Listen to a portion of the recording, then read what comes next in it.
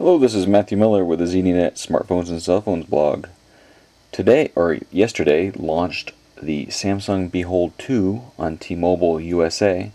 Now, the Behold 1, which I looked at earlier, was a standard touchscreen feature phone, and so I was a little bit caught off guard when I heard that the Samsung Behold 2 was coming, thinking that it was an upgrade in the feature phone market. But as you can see, this is actually a full Google Android device. Has a 3.2-inch AMOLED display, so it's quite brilliant display. And it has a 5 megapixel camera, 320 by 480 pixel 3.2-inch display. It is a quad band GSM phone and also supports 3G on T-Mobile USA. And then it has all of the standard Google Android. Thrown on top is the Samsung TouchWiz interface, which there's been some reviews posted already. May or may not please buyers, so we'll take a look at that. But I'll start off with just kind of a walk around the device. As you can see, there's that 3.2-inch OLED display, which is quite vibrant in colors. At the bottom, we have several buttons actually. We have a send and end key, back, a menu, a home, and then a cube, and I'll show you the cube in a bit. And then we have the display above that. On the left side we have the volume up and down rocker there. On the bottom here is just a microphone for speaking. Over on the right side there is a camera button, which is nice to have, and then a lock button, which actually is quite flush, and I have trouble hitting it at times actually. Up on the top we have a 3.5mm headset jack, lanyard opening, and underneath this little door is the micro USB port. So it's nice to see a Samsung device with fairly standard ports all around of it, and no proprietary ports or chargers are needed. And then on the back, as you can see, it has kind of a world map design there in gold. We've got a speaker there, and over on the right side we've got that 5 megapixel camera with the flash on it. So bouncing back to the front, let's go to the home here. This is a fairly standard implementation of Google Android, so we've got 3 screens, and as you can see, each one is fully customizable as far as the backgrounds and things like that.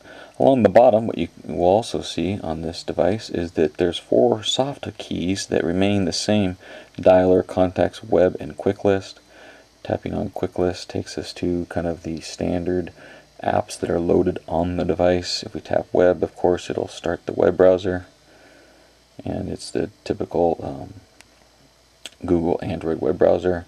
Contacts, we tap there, we can see our list of contacts once we get it set up. And then on the dialer, you'll see there is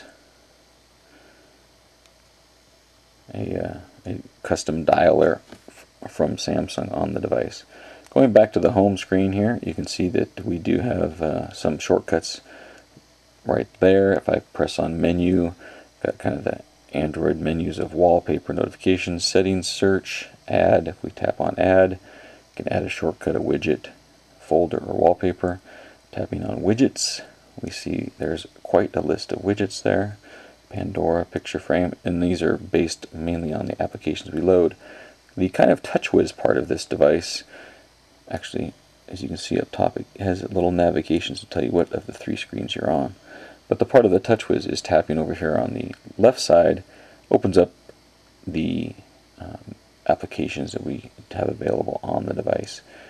What you'll see here is there are some loaded. I've loaded a couple, and then Samsung loads just a few. There's not. T-Mobile does a good job of keeping the devices pretty generic and not loading them with a bunch of junk like AT&T does. So as you can see, there's some pretty standard applications. So that's kind of a look at the interface. Now, if we press this cube button, I don't know if this is gimmicky or what, we see a Samsung cube. Now this cube is part of the TouchWiz UI. It adds 6 of the multimedia features and functions.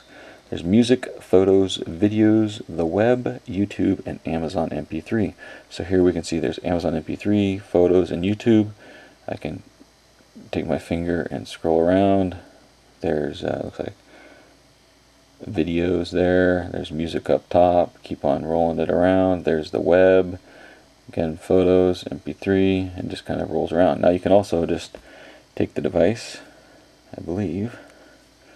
There you go, and do a little shaking, and it kind of shakes the cube around.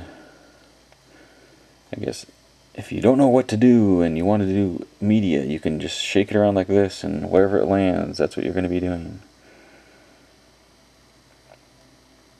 And there are no customizations for this that I could find. What you can do is tap on the screen. I believe that's where I tapped.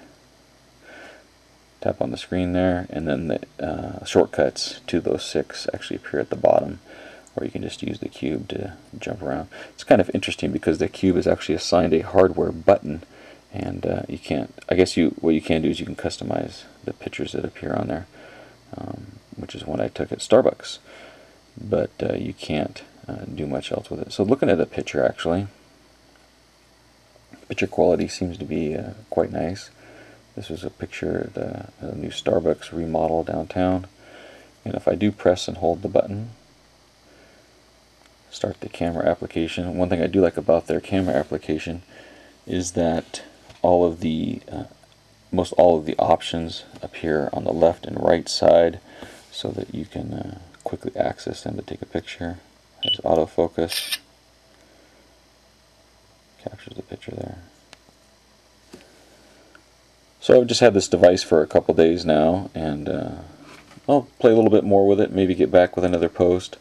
But as you can see, it's a Google Android device with some optimizations by Samsung that you may or may not like, with the cube and some of the other things. It does have a good camera. There's, again, phone, Wi-Fi, Bluetooth, GPS in the notifications area. Slide it up or slide it down like a Google Android device. Seems pretty responsive so far, and we'll take a further look at it. Thanks for watching.